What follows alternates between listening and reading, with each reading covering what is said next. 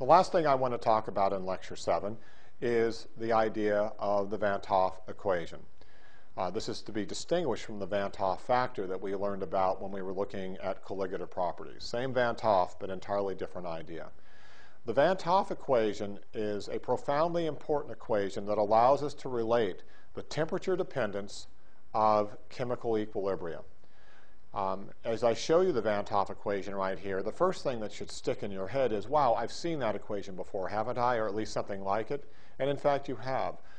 The Clausius-Clapeyron equation was derived in the very first lecture for this course. And in that Clausius-Clapeyron equation, we were ratioing pressures, not equilibrium concentration ratios, but pressures. Still, the rest of the expression was the same. We had a delta H of reaction term. We had our two temperatures that we were talking about. With the Clausius-Clapeyron equation, if you gave me one temperature and one vapor pressure, I could predict, given a second temperature, a second vapor pressure. I even showed you how to derive that expression. So having shown you how to derive Clausius-Clapeyron, I'm going to humor you by not deriving Van't Hoff, but it's done in exactly the same way, and you end up with the following kind of result. Given two temperatures, you can predict two equilibrium constant values. Or, if I give you a temperature and a K value, and then a new temperature, you can tell me a new K value for it.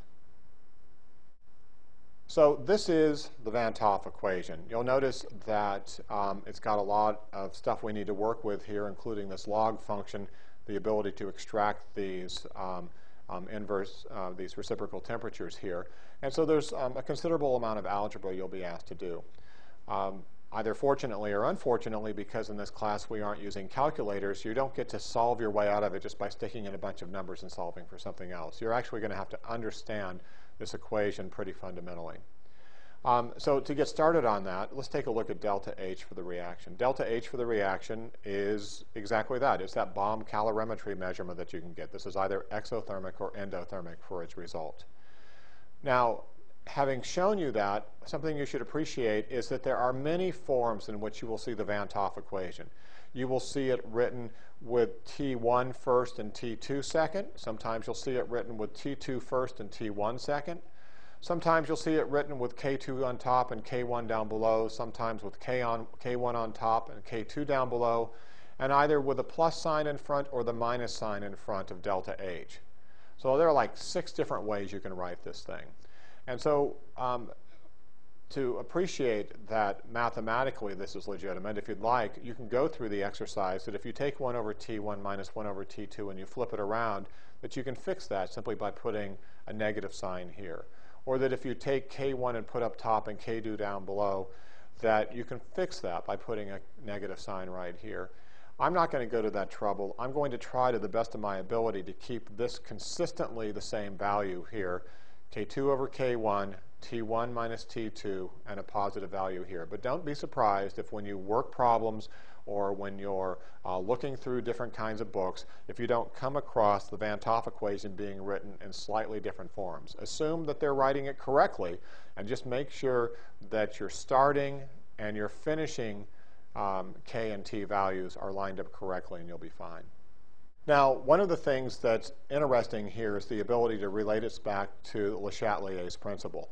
Mathematically, I can stick the numbers in to be able to figure this out, but if you'll recall from the previous examples I showed you, when we had exothermic cases, notice that, for example, in this exothermic case, because heat was produced here on the right-hand side, if I were to heat this reaction up, what would that do? It would shift the reaction to the left. What would that do to my K value?